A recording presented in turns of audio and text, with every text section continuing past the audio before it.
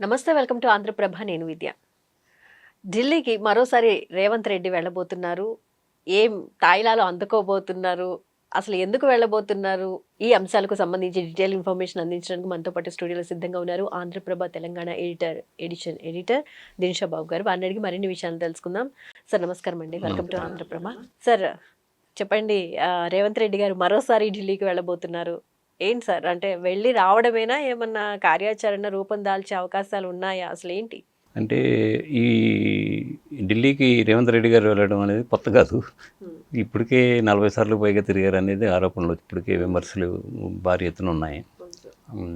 దీనికి ముందు వారం రోజుల ముందే కొన్ని లీకులు వచ్చినాయి. అది పిసిసి కార్యవర్గాన్ని ప్రకటిస్తారని, కానీ మళ్ళీ బ్రేక్ పడినట్టు మళ్ళీ వార్తలు వచ్చినాయి. ఈసారి దాని మీద ఎందుకు వచ్చినాయి అంటే బీసీ రిజర్వేషన్స్ సంబంధించి, అది చట్టం కాకపోయినా 42% మేము రిజర్వేషన్ కల్పిస్తామని హామీ ఇచ్చారు. ఇప్పుడు అదే హామీని పీసీసీలోనూ కూడా అమలు చేయాలని పట్టుబడుతుంటే ఇప్పుడు అక్కడ మెయిన్ థింక్ ఏంటంటే వర్కింగ్ ప్రెసిడెంట్ దగ్గర బ్రేక్ పడినట్టు వార్తలు వచ్చినాయి.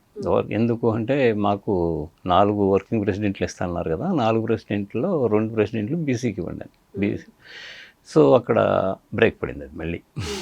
సో అది ఇప్పుడు తెగే వ్యవహారం కాదని చెప్పి ఆపినట్టున్నారు. కానీ ఎంతకాలం అలా ప్రొలాంగ్ చేస్తారు? సేనాని ఒక్కడే ఉన్నాడు, సైన్యం లేదు అక్కడ పీసీసీకి. అట్లాగే ఇక్కడ కూడా 6 ఖాళీలు ఉన్నాయి క్యాబినెట్లో. 6 ఖాళీల్లో 4 ఖాళీలన్నా భర్తీ చేద్దామనే ఉద్దేశంతో ఇంతకుముందు 4-5 సార్లు సీఎం గారు ఢిల్లీకి వెళ్ళారు. కానీ అది ఇక్కడ కూడా ఈక్వేషన్స్ కుదరకే బ్రేక్స్ పడినాయి. ఇప్పుడు ఈసారి కూడా అదే క్యాబినెట్ విస్తరణకైనా, లేకపోతే మళ్ళీ ఏమన్నా కేంద్ర మంత్రివర్గాన్ని కేంద్రాన్ని పథకాల కోసం డబ్బులు అడగడానికి వెళ్తున్నారా అనేది పాయింట్. ఒకవేళ అదే జరిగినా అది ఎంతవరకు ఇస్తారు ఏంటి అనేది పక్కన పెడితే క్యాబినెట్ వరకు మాట్లాడుకుంటే ఇక్కడ కూడా అదే పరిస్థితి వస్తుంది. ఇప్పటికే ఆల్రెడీ కలిశారు, అధిష్టానాన్ని చాలామంది కలిశారు. మాకు కూడా మంత్రి పదవులు ఇవ్వాల్సిందే, అందులో బీసీ వాటా కరెక్ట్గా ఇవ్వాల్సిందే మీరని. ఇది ఎక్కడి వరకు వెళ్ళిందంటే బీసీ కులగణన చేసిన తర్వాత రెట్టింపు అయింది డిమాండ్. ఖచ్చితంగా మీరు అన్నిట్లను పాటించాల్సిందే అని. అది కూడా ఎక్కడి వరకు వెళ్ళిందంటే ఈసారి అసలు నెక్స్ట్ ఎలక్షన్లో నెక్స్ట్ సీఎం పోస్టే బీసీది, ఇదే రేవంత్ రెడ్డికి ఇదే చివరి ముఖ్యమంత్రి రెడ్డి వర్గానికని వరకు వెళ్ళారు. ఇది ఈ పరిస్థితిలో రేవంత్ రెడ్డి గారు వెళ్ళి అధిష్టాన వర్గంతో ఏ విధంగా ఎలా చర్చించినా అది ఎలా ముడిపడుతుంది అనేది అర్థం కాని విషయం.